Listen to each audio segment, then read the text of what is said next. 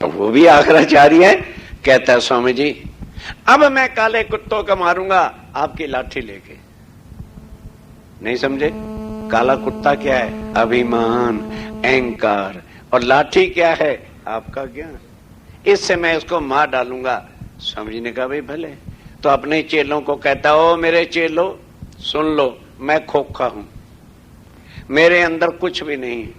ये साक्षात पार ब्रह्म अक्षरातीत जो कबीर जी ने वो आ गए हैं। मुक्ति चाहते हो इनके चरण पकड़ लियो। तब श्री जी है सराया, तब श्री जी है सराय। शाबाश शाबाश चिंतामणि। ये केवल ब्रह्म सृष्टि कर सकती है, जीवड़ा नहीं करेगा। वो तो उल्टा लड़ेगा, मेरा अपमान कर दिया, मेरा ये कर दिया। ये ब्रह्म सृष्टि के लक्षण है। वो अक्कड़ में नहीं रहते, वो स्वीकार करते हैं हाँ जी मेरे से भूल हो गई। आत्म निर्मल हो जाती है। भूल स्वीकार कर लेने से आत्मा निर्मल होती है। और वो चिंतामणि ने करके बताया पाई ते निस्बत, पाई ते निस्बत। स्वामी जी सराहिया कहते हैं शाबाश, तुझे आत्म तत्व का और धनी से निस्बत क्या है उसकी पहचान हुई है। कया श्री तारतम इनको। बस उसके बाद खाली चिंतामणि नहीं, कितने सैकड़ों उसके चेले भी तारतम लेने के लिए तैयार हो गए। सब सेवकों समेत, सब सेवकों के समेत परहेज कराया 4 बात का। ध्यान के साथ सुंदर साथ जी। अब स्वामी जी कहते हैं कि भाई तारतम लेने का कुछ फायदा नहीं है यदि ये 4 चीजें जीवन में तुम करते रहोगे। अब जरा ध्यान से सुनो। एक कबूल कर दिल लेता, तब सबको कहा ये स्वीकार करो और जल लेकर के प्रतिज्ञा करो। एक हराम कया मांस को, एक हराम कया मांस, मांस अंडा मछली कुछ भी नहीं खाना।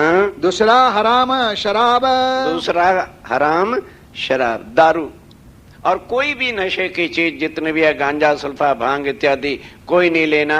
तीसरा बिरानी औरत तजे, तीसरा बिरानी औरत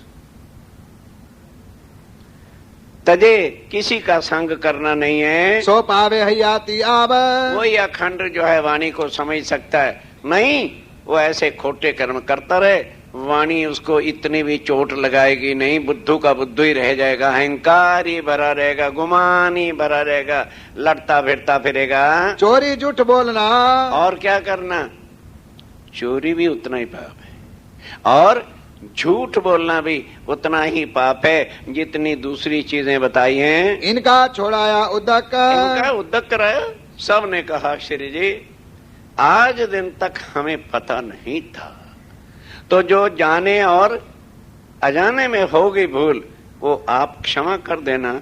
आज के बाद मर मिटेंगे, इन चीजों का किसी का भी सेवन करेंगे नहीं। अब हम कबहू ना करें, अब हम कबू नहीं करेंगे। हम पाया बेशक हक, हम पाया बेशक हक। अक्षरातीत पार ब्रह्म हमें मिल गया। इन चीजों में क्या रखा है? चतुरा ए पोकरना, होगी इसकी आत्म जागृत। अब आओ चर्चा में रोज एक चतरा पोकरना, पंडित पोकरने को कहते हैं, आता था।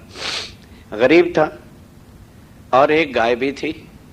उसका दूध निकाल के गर्म करके स्वामी जी के लिए लाता तो भाव सेवा के लिए। और वो लालदास जी के बखार में कारखाने में जहां काम होता था वहां नौकरी करता था। वहां लालदास जी रोज श्रीमद् भागवत की चर्चा भी करते थे। लालदास जी महाराज अब रोज उनकी चर्चा भी सुनता रहता था और भी बड़े बड़े लोग वहां इकट्ठे होते थे। वो वृंदावन और मथुरा और गोकुल किसको बताते थे? ये अब स्वामी जी कहां बताते हैं कि ए स्वरूप ने ए वृंदावन ए जमुना तट सार घर से और ब्रह्मांड से अलगो, और खूब खूब समझाते हैं कि भाई ये ब्रह्मांड जो है ना और इसका ये मथुरा वृंदावन जो दिल्ली वाला है इसका महाप्रलय में नाश हो जाएगा और वो तो अखंड है। मंत्र के अंदर भी लिखा है भज मन श्री वृंदावन कुंज बिहारी नित्य अखंड विलास जहां पर हो रहा है। तहां आए चतुरे कही, तब वहां आ गया। कहां? लालदास जी के बखार में। वहां इधर तो ये ब्रिजाखंड रास की बातें सुन के आया था और उधर बाई चांस वही प्रसंग हो रहा था चर्चा सुन के आया जो चर्चा सुन के आया था। कहा ब्रज अखंड क्यों कर। ध्यान देना, जब ब्रिज गोकुल और ये रास का वर्णन यहां बता रहा लालदास जी ने, कहने लगे महाराज ये बताओ, मुंह से तो कह रहे हो कि वो लीला अखंड है, भजमन वृंदावन कुंज बिहारी नित्य विलास, और इसका तो महाप्रलय में नाश हो जाएगा, फिर वो अखंड ब्रिजरास है कहाँ पर। ये तो तुम कहत हो, ये तो जो तुम कह रहे हो न्यारा जो ब्रह्मांड, ये तो न्यारा मुंह से कह रहे हो, वो न्यारा ब्रह्मांड होना चाहिए। तब चतुरे ने कही, तब चतुरे ने क्या कहा, क्यों आवे तुम्हारी नजर। कि लालदास जी महाराज आपकी नजर में नहीं आ सकता, क्योंकि आपकी बुद्धि निराकार से आगे है ही नहीं और यहीं पर बैठे घूम रहे हो। तुम दिव्य दृष्ट कब पाओगे। कब दिव्य दृष्टि पाओगे, सारी उम्र होगी तुमको भागवत सुनते भी और सुनाते भी, बड़े बड़े विद्वानों को भी बुलाते हो, क्या तुम्हें एक शब्द का भी पता चला कि अखंड ब्रिज अखंड गोकुल कहाँ है। क्यों कर होए फजर, कब तेरी आत्मा जागृत होगी। तब लालदास चौकिया, तब लालदास, अरे हैं बात तो ठीक कहते हो, ये बता चतरा पकड़ना, ये ज्ञान तूने लिया कहां से। कहना ये आपसे क्या मतलब, आपने तो शाम को तिजोरी खाली करनी, बैग भरना सिठानी के पास, क्या तुम्हें शहर की भी सुध है। यहाँ पर बहुत महान शक्तिशाली आए हुए महान पुरुष, और वो ये चर्चा वो काल माया के ब्रह्मांड को पहला ही बताते हैं कि इसका ब्रह्मांड का महाप्रलय में नाश होगा, वो अखंड से इधर की बात ही नहीं करते। ये उनके मुखारविंद की चर्चा है। श्री मामत के साथ जी, अब स्वामी जी कहते हैं सुंदर साथ जी, ये ठट्ठे की बीतक, ये ठट्ठे की बीतक है। अब लालदास जी कैसे आते हैं, ध्यान से सुनिए। ये मेहर सैयों पर करी, कैसे श्री राज जी महाराज मेहर कर करके एक एक आत्म को माया से निकालते हैं। साहिब सुभान अल्लाह का, साहेब हैं जो हमारे सुभान अल्लाह के जो राज जी महाराज हैं, किस तरह से आए हैं हमारे साथ, और एक एक सुंदर साथ के आत्म को ज्ञान सुना सुना के प्यार के साथ कैसे जगा रहे हैं। तब लालदास से कहा, तब लालदास ने चतरा पुकारना को क्या कहा, मोको ले चलो तुम। भाई चतरा पुकारना मुझे भी ले चल। कहता ना बाबन, क्यों नहीं ले चलता, तू भाई सेठ है, गुमान वाला है, और वहां जाके कोई अड़प सड़प इधर उधर की बात करने लग गया अभिमानी होके ना। मैं जाऊंगा कल और स्वामी जी से पूछूंगा कि वो आना चाहते हैं, यदि वो आज्ञा देंगे तो फिर मैं आपको ले चलूं। कहने लगे कल क्यों, अरे भाई मेरी बखार में तो काम करता है ना, जा तू अभी जा और पूछ के आ। चतुरे आए अरज करी, अब जब सेठ ने छुट्टी दे दी तो चतरा पकड़ना चला और स्वामी जी के चरणों में आके विनती कीजिए इस तरह से, हे धनी आपकी मेहर से जो मैंने आज अखंड ब्रिजरास की यहाँ चर्चा सुनी थी, और वहाँ सेठ लालदास के बखार में भी आज बाई चांस वही प्रसंग था, तो मैंने पूछा भी तुम जिसका वर्णन करते हो वो तो ये दिल्ली वाली मथुरा वृंदावन है, इसका महाप्रलय में नाश हो जाएगा, तो अखंड कब तुम पाओगे। चौंक गया, वो चर्चा सुनने आना चाहता है। हुक्म हुआ श्री राज का, ध्यान देना। तो स्वामी जी ने कहा भाई इसमें पूछने की बात क्या, जाओ ले आओ। वहां और भी सेठ बैठे थे, उनको जेलिसी हो गई कि मोटा सेठ आ गया तो हमारी वैल्यू कम हो जाएगी। कहने महाराज वो तो बड़ा बददिमाग है, ये उन्हें कभी तुम्हें क्या तकलीफ हो रही, बददिमाग है तो रहे, हमने कोई उससे लेना थोड़े ही। आएगा चर्चा सुनेगा, लगेगी तो ले लेगा तार तुम, नहीं तो उठ के अपना घर जाएगा। उनको बुलाओ सिताब, जाओ चतरा पकड़ना, अभी उसको बुला के ले आओ। आया बुलावन चतुरा, चतरा पकड़ना बुलाने के लिए आ गया कि सेठ जी चलिए श्री जी बुला रहे हैं। आए पहुंचे कदमों, बस बड़ा प्रसन्न होके लालदास जी आके कदमों में पहुंचे, सभ्यता के साथ आके चरणों में प्रणाम किया, पेट करी बनाए और खूब अच्छी तरह से मिलाप किया। देखत ही दीदार को, अब ध्यान देना, तन तो मेरा ठाकुर का है, अंदर राज्य मेरा देख रहे हैं, ओहो परम धाम की आसवाई है, और करोड़ोंपति सेठ बना बैठा है। देख करके स्वामी जी बड़े प्रसन्न हुए, बड़ो जो पायो सुख, बहुत सुख पाया, मन की कुलफत सब मिटी। अब उधर जब मेहर की दृष्टि से श्री जी देखते हैं तो लालदास जी के भी मन की जो मैल थी वो हट गई, भाग गया सब दुख। सब दुख उसका मिट गया। 4 घड़ी चर्चा सुनी। 4 घड़ी 1.5 घंटे 2.25 कलाक तक बराबर उसको ये ब्रह्मांड कैसे बनता है, काय खाई से तो शुरू करना था। और उसके बाद अष्टावरण 7 शून्य और ये सारा क्या है, और इससे आगे योग माया का कैसे है, कैसे अव्याकृत और सबलक से ये ब्रह्मांड बनता मिटता है, ये सारा भेद बताया। बाग में जिंदा दास। तब ध्यान देना, 4 घड़ी चर्चा 1.5-2 घंटे सुन के चला गया। अब चित्त राज्य के चरणों में है। खाना खा के दिल उदास सा लगा। सिठानी पूछती कहाँ जा रहे हैं, कहीं कहीं नहीं जा रहा, जरा बगिया में घूमने फरवा माटे जाऊं छू। अच्छा, अब ये खबर जिंदा दास को पता चल गई कि आज हमारे भी सेठ जी चर्चा सुनने के लिए गए थे। तो जिंदा दास भाई नौकर था, माली था, फर्स्ट क्लास गुलदस्ता फूल गूंथ गांथ के ले आया, दिया कुर्सी पे बिठाया और पूछा, सेठ जी जिनकी चर्चा सुनने गए थे क्या उनकी पहचान की है? एकदम चौंक उठा।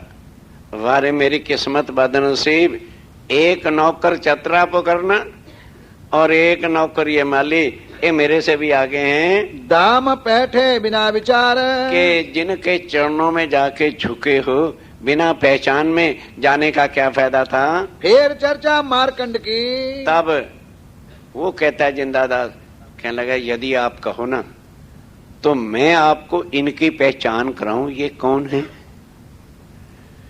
पानी पानी हो गया। कहने लगे अच्छा भाई तू इतनी कृपा कर दे, मुझे पहचान ही करा। ध्यान देना, मारकंड ऋषि का नाम भागवत में आता है। बहुत दिनों तक तपस्या करते रहे। जब तपस्या पूर्ण होने को आई तो नारद जी महाराज आ गए। ये मारकंड ताल आज भी हरियाणा में है, आज भी है, जहां बैठ के उन्होंने तपस्या किया था। अब होता क्या है, आ करके नारायण नारायण किया, मारकंड की आंख खुली और ऋषिराज कहने लगे देख भाई तेरी तपस्या हो गई पूरी, अब आदि नारायण आने वाले हैं, तो क्या मांगना है? कहने लगे क्या मांगना है? उनकी चरणी मांग। कहने क्या फायदा हुआ, चरणों में तो तू चला ही जाएगा। एक ही वर मांग लेना कि हे प्रभु माया भी दिखा दो और चरणों से भी दूर करना नहीं। ये कौन सुना रहा है? अरे उनका माली सुना रहा है। अब कहने लगे ध्यान से सुनो, अब जब तपस्या पूरी हो गई आदि नारायण आए, आ करके आशीर्वाद दिया। मारकंड से पूछा प्रभु बेटा क्या चाहते हो? कहने लगे प्रभु कभी चरणों से जुदा ना करना, पर मैंने माया भी देखनी। तो उन्होंने पूछा क्या नारद तो नहीं आया था? क्योंकि उसका धंधा ही यही है, वही तुझे भटका गया। खैर तू तैयार हो जा, मैं तुझे पहले माया दिखाता हूं। कहें जी बाद में माया दिखाना, पहले जरा चंदन घिस के मैं आपका पूजन कर लूं। कहने लगे अच्छा ध्यान दो। चंदन घिसते हैं ना, वो लेके जल छोड़ा और चंदन की चरनाठी आधा ही राउंड लिया कि आदि नारायण ने उस पर नींद का आवरण डाल दिया, वहीं की वहीं चरनाठी। अब वो क्या देखता है माया के उस वेश में कि किसी गहरे समुद्र में मैं तैरता जा रहा हूं। तैरते तैरते तैरते क्या हो गया, अकस्मात ही स्त्री का शरीर हो गया, अति सुंदर शरीर। अब सुध नहीं कि मैं कौन था, क्या हो गया, कहां से मैं आया हूं, और वस्त्र के बिना अंग ऐसे, बड़ी शर्म लगे। करते करते और आगे समुद्र में बहते हुए गए तो सामने एक धोबी घाट पर कपड़े धो रहा था। उसने देखा कि भाई इतनी सुंदर स्त्री है, किस पापी पति ने या मां बाप ने किसी ने धक्का दे दिया। तो धोबी पूछता है बहन कहां से आए हो? बोलो क्या बताए, कहां से आए हो? चुप। किस कौन तेरा पति है? चुप। किस माता पिता ने तुम्हें धक्का दिया? चुप। कहने लगे अच्छा भाई तू शर्म के मारे नहीं बताना चाहती तो कपड़े तो मैंने तुम्हें दे दिए, स्त्रियों वाले धोबी के पास हर तरह के रहते, इसको पहन ले। और अगर जीवन बिताना चाहते हो तो मेरे साथ शादी कर लो। अब वो सोचती क्या है कि भाई 2 रोटी और 2 कपड़े ही तो जीने के लिए चाहिए, तो जिसने बिन मांगे मुझको कपड़े दे दिए हैं तो फिर 2 रोटी तो मिलेगी मिलेगी। कहने लगी अच्छा मैं आपसे शादी करने को तैयार हूं। शादी हो गई। मार्कंड जी महाराज धोबन बन गए, घर चले गए। घर चले गए। अब पहला साल था, खूब उतक फुतक, खूब कपड़े गर्म करे, समुद्र पे ले जाए, फटाफट ले आए, प्रेस करे, सारा कुछ जो धोबी का काम है करे। साल के बाद एक बच्चा पैदा हो गया। आदमी ने माया दिखानी है, भले वैसे होना हो, उसको 1 साल में ही हो गया। ठीक, एक बच्चा होने पर तो कोई भारी नहीं लगा।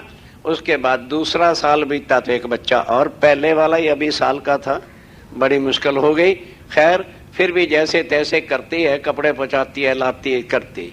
साल बीता तो तीसरा बच्चा और, पहला ही 2 साल का था, उठ के चलता फिरता नहीं, दूसरा 1 साल का है, तीसरा और गोदी में आ गया। अब ना कपड़े लाए जाते हैं, ना प्रेस किए जाते हैं, समय पर कपड़े वालों को कपड़े नहीं मिलते, आमदनी भी कम हो गई। अब धोबी को चढ़ा गुस्सा, कहने लगे वो भाग्यवान, कहां से खाएगी? जब तू काम ही नहीं करेगी तो मैं क्या करूं? मैं तो कपड़े ले जाके सारा दिन धो धो के दे ही तो सकता हूं, तू इसको कर। थोड़ा खटपट, आपस में झगड़ा शुरू हो गया। अब साल भर तो घटपट में बीता, साल के बाद चौथा बच्चा और। अब वो क्या करे?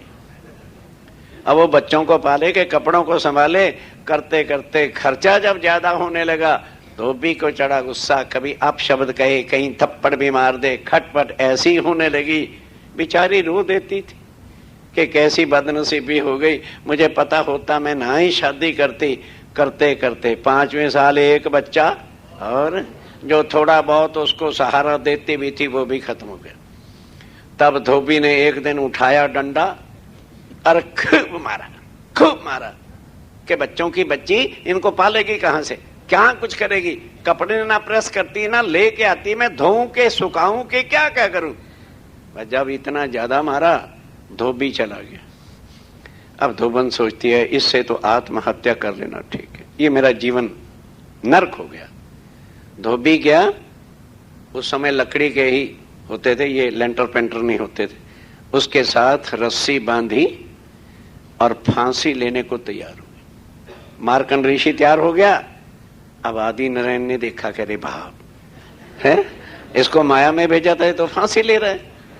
हाँ, तुरंत जो है, तुरंत मार्कंड ताल से वहां जो है आकर एक साधु का रूप आदि ने धारण करते हैं और जोर से दरवाजा खटखटाते हैं। तो उसने क्या समझा कि धोबी वापस आ गया, फटाफट जो है वो गले से रस्सा निकाला और आया। देखा कि बाहर साधु महात्मा खड़ा है और वो कहता है मारकंड की कथा सुनाते हैं तब हम भोजन पाते हैं।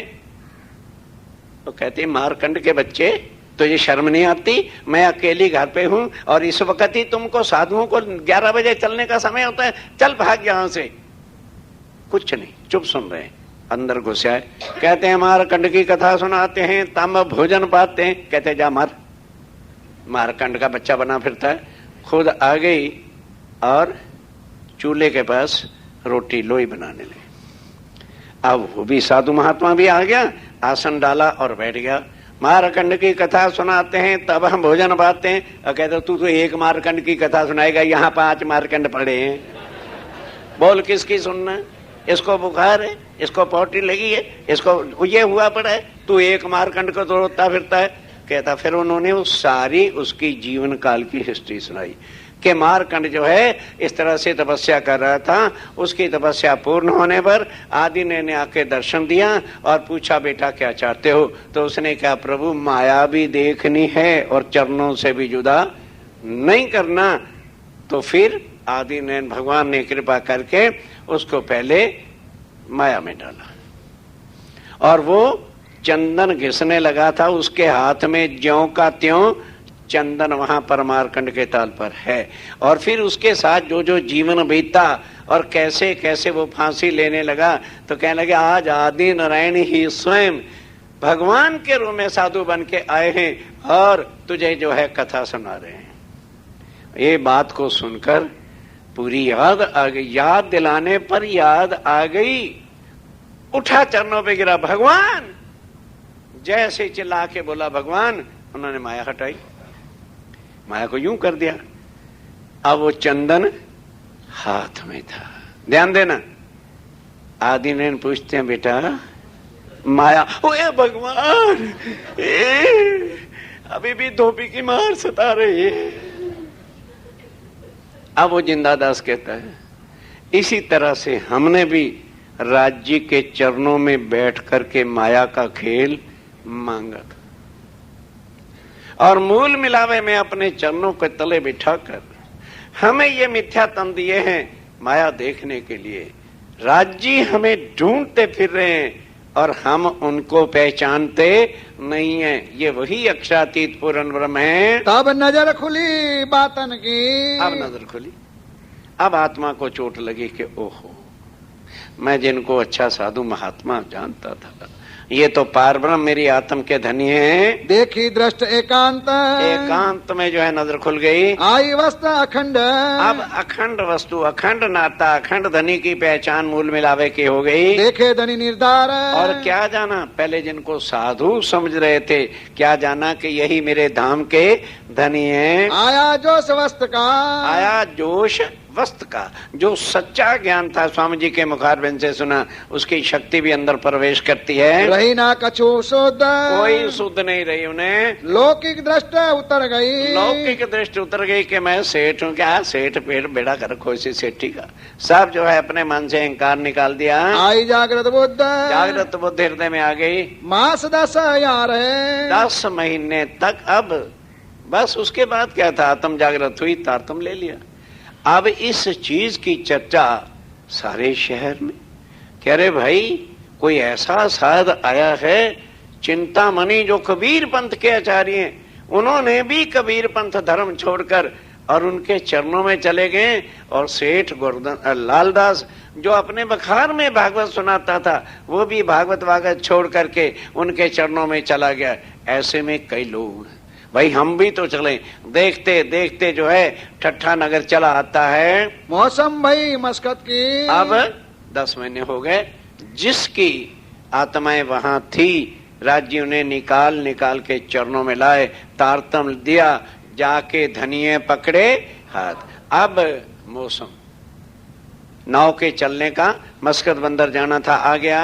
विदा हुए साथ मोमिन, तब सुंदर साथ से विदा होकर के चलते हैं। अर्ज करी सब साथ ने, सब सुंदर साथ ने बड़ी अर्ज की कि हे स्वामी जी, आपने आत्मा के संबंध से आकर के हमें जगाया, अपने स्वरूप की पहचान कराई, परम धाम की पहचान कराई, अब आप छोड़ के क्यों जाते हो? एक अर्ज करे हम। तब आपने वहां जो सुंदर साथ बंद में गया है, उनको ही तो छुड़ाने जाना है, ये कार्य हम करते। लालदास जी कहते हैं मैं पैसा ले जाता हूँ और उनका दे करके जुर्माना जो भी होगा मैं ले आता हूँ। आप इत विराजे रहो, आप यहीं पर विराजमान रहो। एक अर्ज होवे हुक्म, आप हुक्म करो हम करेंगे। बहु विनती साथे करी, सब सुंदर साथ ने बड़ी बेनती करी, मानी नहीं कोई नहीं मानी। कहने लगे भाई ये जो कार्य कारण बना है ना, ये जेल के बंद का नहीं बना, वहां पे कोई ना कोई अपनी आत्माएं हैं, वो पैसे से थोड़ा जागृत हो जाएंगी। मैं जाऊंगा, उनको वाणी चर्चा सुनाऊंगा, तभी जो है उनकी आत्मा जागृत होगी, मुझे ही वहां पे जाना होगा। तब आज्ञा पर धरी, तब सबने कहा अच्छा धनी जैसे आपका हुक्म है। कहने लगे चिंता क्यों करते हो, वो काम करके वापस मैंने लाठी बंदर से ही तो जाना है, यहीं से तो ठट्ठे नगर से होके जाऊंगा। कहा कारज कारण सोए, बस ये कार्य कारण था। कहां से पहुंचे मस्कत, अब वहां से फिर नाव में सवार हुए। अब हवा सीधी चल पड़ी, जब राज्य चाहते हैं तो सारा कुछ सीधा होता है। जाके मस्कत बंदर, बंदर कहते हैं जो जहाजों का स्टेशन होता है, उस जगह पहुंच गए। शरत थी वायदे जो वायदा जो दिन लिखा था उसी समय कार्य होता है। कांठे दुकान महावजी अब समुद्र के किनारे पर महावजी भाई लोहाना जाति का था, उसकी दुकान थी। आए बैठे इनमें उस दुकान पर स्वामी जी आके बैठ गए। जैसे आप देखते हो स्टेशनों पर बस स्टैंडों पर बैठने के साधन होते हैं, स्वामी जी वहां आके बैठ गए। पूछी खबर उनने अब उसने महावजी भाई ने खबर पूछी कि महाराज आप कहाँ से आए हैं, क्या बात है। उनके मिले दाए अब उठ के मिले। जब स्वामी जी ने कहा भाई हम अब उनको थोड़ा बताया हम कौन है, अपना लोहाना जाति के और ऐसे ऐसे बात है।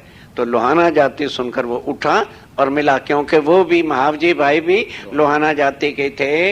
इतना बड़ो आदर किया और इस हिसाब से कि ये लोहाना जाति के बड़ा आदर सत्कार किया, घर में जगह दी और खूब आनंद मंगल से जिमाने लगा। लौकिक नाते से लौकिक नाते से आत्मा का भी कोई संबंधी नहीं हुआ, आदर भाव करने लगा। खूब आदर भाव किया। खबर बंद की पूछी इन समय तब स्वामी जी ने बंद की खबर पूछी कि भाई यहाँ और भी लोहाना जाति के सुंदर साथी हैं। कहने लगे जी हाँ सुना तो है हमने अवश्य। महावजी है रसोई का ध्यान से तब महावजी भाई ने रसोई का आदर भाव किया, खूब आनंद मंगल से।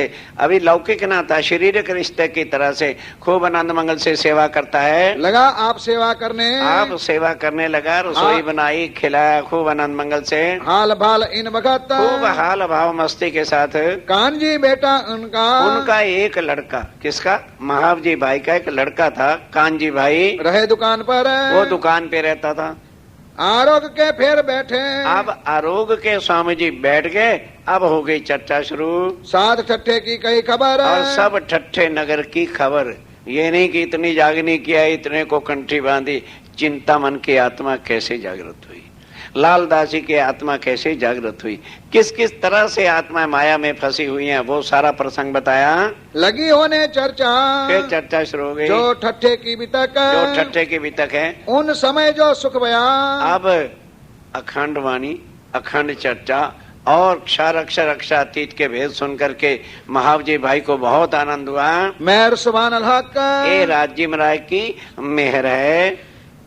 तीन की बातें करते हैं, अब उनकी बातें करते बड़ा जो हुआ सुख, बड़ा सुख हुआ। कसाला जो बंद का, अब जो कसाला बंद का था सो भाग गया सब दुख, सब दुख भाग गया। इत रूपा बाई राधा। अब ध्यान देना, इधर तो ये बातें, उधर रूपा और राधा बाई भी दीप बंदर से बाई जो राज के साथ बंद में आई थी। जब उनको भी पता चल गया कि स्वामी जी आए हैं, वो भाग के यहाँ महावजी भाई के घर आ गए। श्री राज की तरफ और श्री राज जी की तरफ से रोशन हुआ मन। अब चर्चा सुन के उनको पहचान होगी, क्योंकि चर्चा ही पहली बार सुनी थी उन्होंने। चर्चा मीठी होत है और चर्चा मीठी होती है। कोई कर्म कांड की बातें नहीं, कोई ग्रहण की बातें नहीं, कोई सांसारिक रीतियों की बातें नहीं। अखंड वाणी के बिना और कोई चर्चा ही नहीं। कोई देवे कान, यदि कोई कान दे करके सुने तो उसका काम हो जाता है, और जो बैठे बैठे सोता रहेगा उसका क्या काम होगा। महावजी ने चर्चा सुनी, महावजी भाई ने चर्चा सुनी, होने लगी पहचान। अब जब चर्चा सुनने लगा ध्यान से तो पहचान होने लगी कि नहीं, ये लोहाना जाति का ही संबंध नहीं। ये ज्ञान आज दिन तक किसी ने सुनाया ही नहीं है। ये तो पार ब्रह्म के स्वरूप हैं। यहाँ दिन 10-20 में, 10-20 दिन में भाई जो चर्चा जो रहे। अब स्वामी जी दिन प्रतिदिन आगे क्षर अक्षर अक्षरातीत के भेद खोलने लगे। दज्जाले इत सुनिया। और किसने सुना? दज्जाले। हाँ, अब क्या लिखा है? दज्जाले तो सुनिया। दज्जाल कौन? पंडित, रामायण की कथा करने वाले, भागवत की कथा करने वाले, सत्यनारायण की कथा करने वाले। अब उनका रोजगार बंद हो गया, क्योंकि वो कभी भी निराकार से आगे का ज्ञान सुनाते ही नहीं। और स्वामी जी के पास अखंड वाणी के बिना कुछ है ही नहीं। इस वास्ते उनके सारे कथा सुनने वाले उनको छोड़कर शिव जी के चरणों में आने लगे। लगा जो करने शोर। अब वो शोर करने लगे। क्यों? उनका धंधा यही होता है, कथाएं सुनानी, पैसा लेना और घर भरने। ये उनका धंधा होता था। अब वो कथा सुनने कोई आवे तभी तो वो काम चले, कोई कथा सुनने जाता नहीं। अब उनका खाना पीना बंद हो गया। मैं करो लड़ाई इनसो। अब सब ने मिलकर के कहा कि देखो भाई इकट्ठे होके चलो, और वो साधु महात्मा कौन महावजी भाई के घर आए, उनसे चल के लड़ाई करते हैं। ये क्या करे मुझको, ये क्या करेगा हमारा, ये तो परदेसी तो है। बैठ बाजे दिल में। अब बाजे बाजे के दिल में बेईमानी कौन बैठ गया, बेईमानी है आचार्य, है कथाकार, और बेईमानी का रूप धारण कर लिया। आए लड़ने को सामो, लड़ने के लिए आ गए। इत दो चार कीर्तन। अब ध्यान के साथ 2-4 कीर्तन स्वामी जी को उतरे। होरी दुनिया बावरी खोवत जन्म मद माती माया की छाके सुनत नहीं पुकार। रे दुनी को तू क्या पुकारे। जब ये सारे 4 प्रकरण उतरे और उसका खुलासा करके बताया, इन चर्चा होते भया। इस चर्चा को सुन करके भाई महाव जी का इत काम, महाव जी भाई की आत्म जागृत हो गई। चर्चा मीठी लगी इनको, चर्चा मीठी लगी, पहचान हो गई कि नहीं ये परे की बातें हैं। दाखिल हुआ निज धाम, तारतम लेके शिव जी के चरणों में आ गया। एक दिन चर्चा में ने, एक दिन चर्चा में भाई खंडनी महाव जी पर। भाई यही तकलीफ वाली बात होती है। खुशामद करते रहो।